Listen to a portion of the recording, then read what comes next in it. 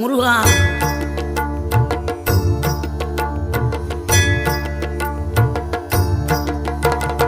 ஆறுபடை வீடும் அருள் வழங்கும் முருகா, அருகே நீ ஓடோடிவா. மூவிரண்டு முகம் சொலிக்க ஆறிரண்டு கரங்களுடன் ஆதரவு தர ஓடிவா. ஆறுபடை வீடும் அருள் வழங்கும் முருகா, அருகே நீ ஓடோடிவா. மூவிரண்டு முகம் சொலிக்க ஆறிரண்டு கரங்களுடன் ஆதரவு தர ஓடிவா. ஈசன் மகனே என்னை காக்க இங்க உனையன்றி வேறாரையா.